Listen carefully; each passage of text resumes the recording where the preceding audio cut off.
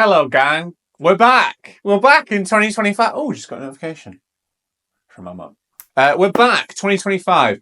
And I have seen Nosferatu. I saw it bang on, the 2nd of January, as soon as I was back in Londinium.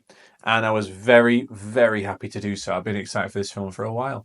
And I said on my top 10 list of 2024 video that I may be putting Nosferatu in my 2024 list because it feels like a 2024 film. Changed my mind. Saw it on the 2nd of January.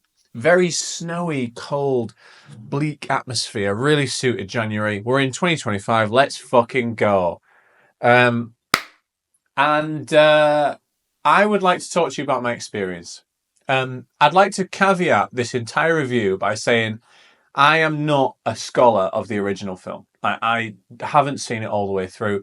I've seen clips like you do. I did film school for my sins, so I've obviously seen clips and heard about its heritage and legacy.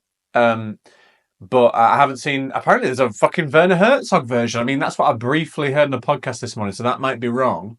But basically what I'm saying is I'm viewing this fresh out of the bin. Like, I'm viewing this like as a newbie. As a standalone film, almost. But I understand that a lot of the content of the film is either in honour of or in reference to previous version or versions, and also possibly the Dracula book as well. But I'm not going to speak to that. I'm just going to speak on my experience of seeing Nosferatu brackets 2024 close brackets. First out of the gate, I would like to say that I do not have experience of Lily Rose Depp to any great degree. And I have vast experience of Nicholas Hoult. Lily Rose Depp, I was ready to see how I felt. And Nicholas Hoult, I was ready to fucking dislike him again. I really don't like Nicholas Hoult in basically anything. And here's the problem with that. When he plays someone crazy, for example, Mad Max Fury Road, I don't believe the crazy. And when he plays someone stoic and like, I don't know what the word is. Stoic is the only word. For example, Juror number 2 this year. I don't believe that he's even an adult. I don't know if it's like a hangover from About a Boy that I'll never ever get rid of. But long story short, I liked him in this film because I don't really like this word, but I've heard it used in regards to his character. So I'm basically quoting. Because he's a cuck. A C-U-C-K, because he's basically a flimsy, flappy, old posh boy who has got no backbone. And that's basically the only role that I think Nicholas Hoult can play legitimately for me, because that's kind of how I see him as a person. I'm sorry, Nicholas, if you're watching, but basically, well done on this film. I really enjoyed his performance. Now, back to Lily Rose Depp. What a fucking standout she was. Jesus Christ. Apparently, she's gyrating and fucking foaming at the mouth and like doing some... Apparently, she studied a particular Japanese dance style in order to be able to gyrate. Like, if you're watching the video, you can see all this shit, right? Incredible. And apparently this was originally cast as Anya Taylor-Joy because it was devised after The Witch with Robert Eggers directing, and it got replaced by Lily Rose Depp. I don't know if Anya Taylor-Joy could have pulled this off. Honestly, like she's very fragile. Anya Taylor, and Lily Rose Depp, she was in on it, and she held the film for me. Lots of things held the film, but performance-wise, she is fantastic, and I'm so excited now that I know about her. Willem Dafoe, fuck off, mate. Sick of you in your period piece era. The Lighthouse, Poor Things, this. Just sick of it, mate. I'm sick of him trying to do a British accent. Everyone's like, oh, it's so funny seeing Willem Dafoe like do crazy stuff, and like in my opinion it's not, because in my opinion he doesn't get the tone right for me. It's too knowing and it's too self-aware. For me, if you're going to ham it up, you have to ham it up to 11 stupid, or you have to do almost like a Michael Caine in the Muppets, like be really Shakespearean about it. Willem Dafoe, to me, is in this kind of uncanny valley in between when he does films like this. And yeah, I'm just not feeling it. Bill Skarsgård as Nosferatu, the monster, was absolutely fantastic, to the point where I actually thought it was his fucking brother, Alexander Skarsgård. Like, he assumed a completely different stance and posture and everything. He's almost like I've forgotten the guy who played the Pale Man in Pan's Labyrinth, but he made a real name for himself at a certain period as for playing monsters in films. He did it in a few Guillermo del Toro films. And similar to like Andy Serkis playing Gollum in the Apes and King Kong, like some people make names for themselves playing like either monsters or heavily prosthetic characters, things like this. Bill Skarsgård is now this, right? Like between the It Clown and Nosferatu, he is a real force of nature. The first thing that strikes you when you start Nosferatu, for me, I've got a list. That's why I keep looking over there. Is the cinematography. Like, I think it's sumptuous in this film, and I was really immediately felt at peace with the film that I was watching. What I mean by that is that Robert Eggers was very comfortable in this world visually, very comfortable. And I actually think that it's kind of where all his films have been leading to, right? Because The Northman almost felt like The Northman, his previous film. So he's done The Witch, The Lighthouse, The Northman, then this. The Northman had a lot of colour in it in some ways. So like, I think those final scenes on the volcano-y kind of visuals and things like that, and I think it's quite a gaudy film as Eggers films go. This, on the other hand, feels so washed out and black and white and monochrome almost, but it's not black and white, but it's almost black and white.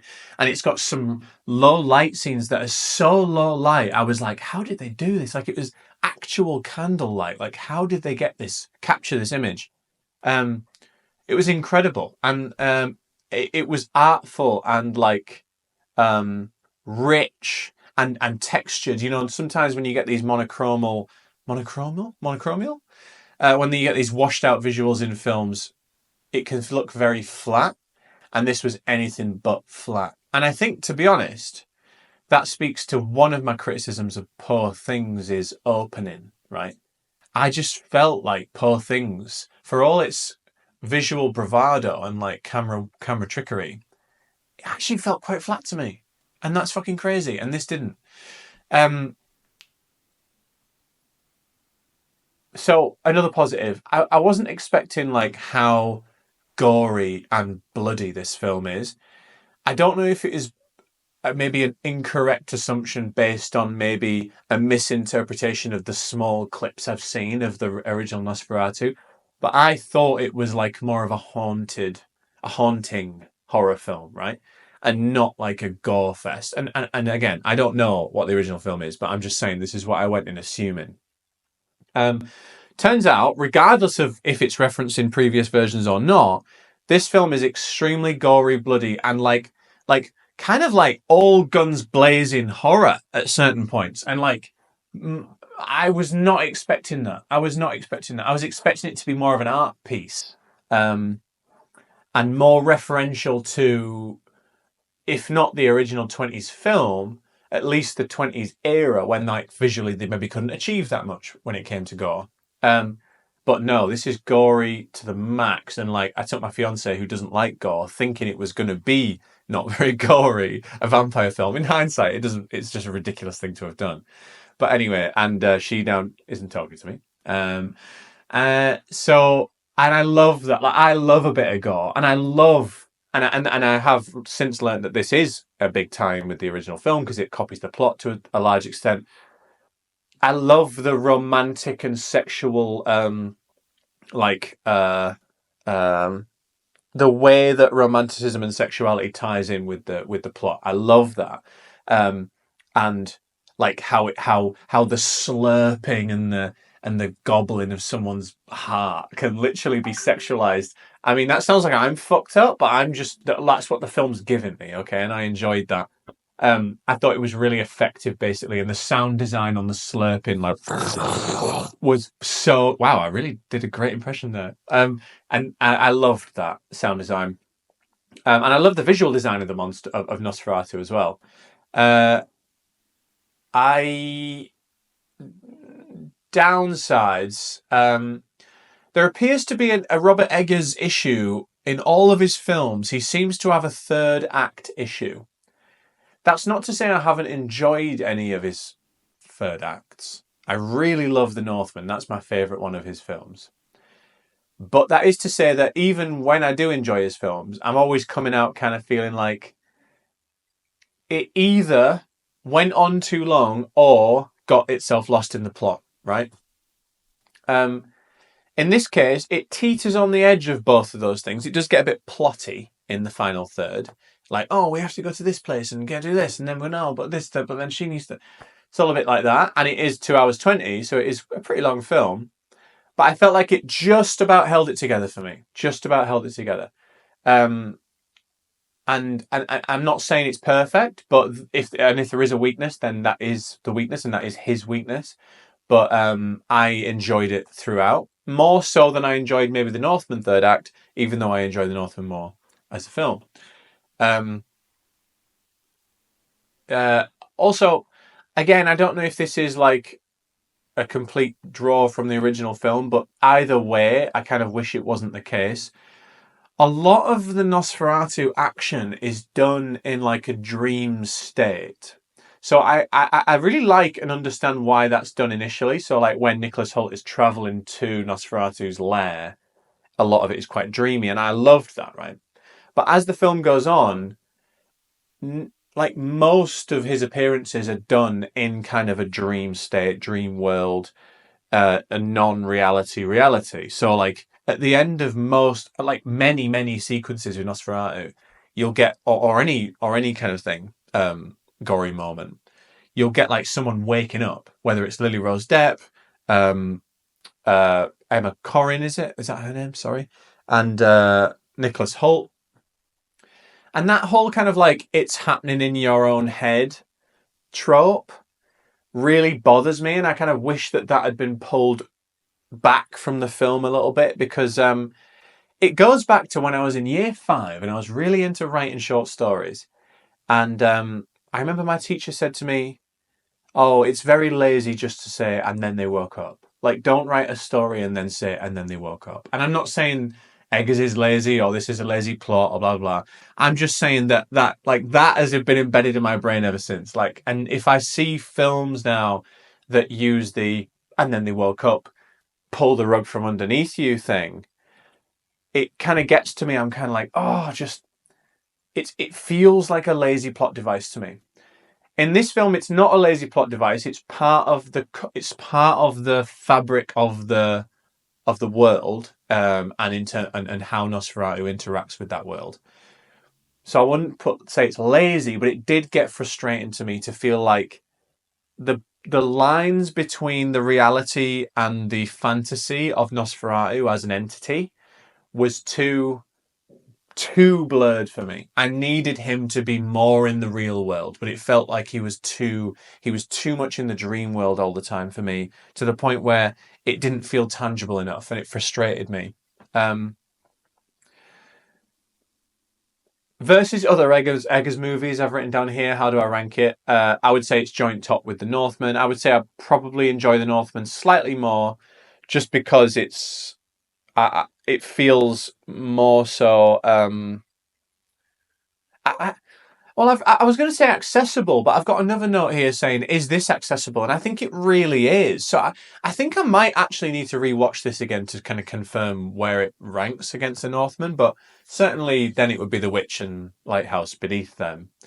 Uh, but I do think this is accessible, and I think they've marketed it pretty well. I was able to take my fiance and her brother to this like very easily. Um, a horror film, a vampire film. It feels like we haven't actually tread this path a lot as like an audience, um, for a while.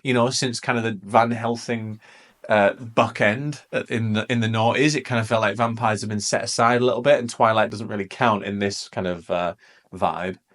So I do think it's accessible, and I do think that it's something that you can take a casual viewer to, and they would really enjoy it. And despite my fiance's problem with gore, she did really enjoy it, and her brother said it's in his top 10 films of all time.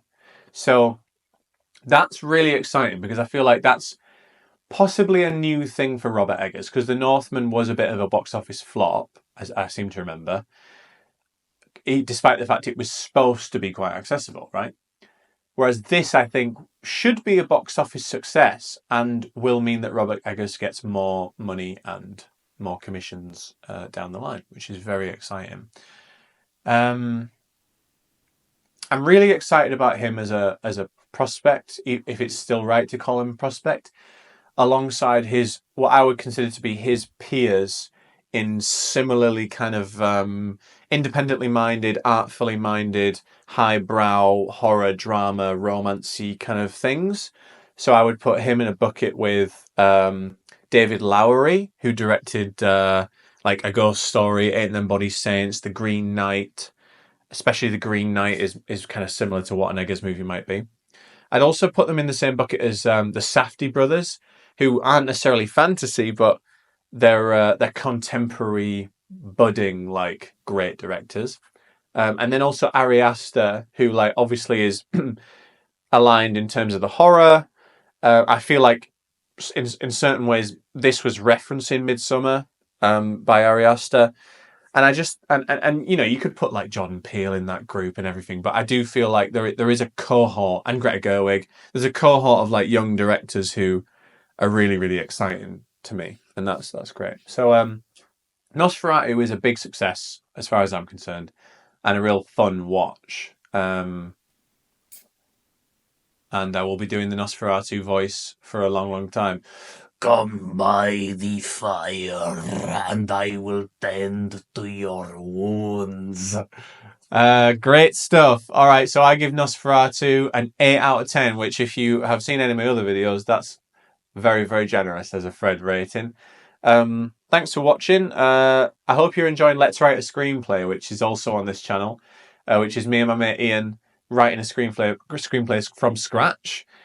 We've already filmed the next part to that, and I'm really excited where that's going. Honestly, we're so committed to this. We're talking about it like so much away from the camera. Like we're like, oh, well, maybe we could do this, maybe we could do that, and like we're really excited to not just do the process in and of itself, which I think we do without the camera, but also share that process on the camera. Like we're really excited for both aspects. So like, if you're not on board with that, go watch Let's Write a Screenplay episodes 1 and 2. I think are out now, and get on board quick. I'm also on Letterboxd, Fred Asquith on Letterboxd, same name. So go and see my review of this there, and see you next time. Thanks, bye.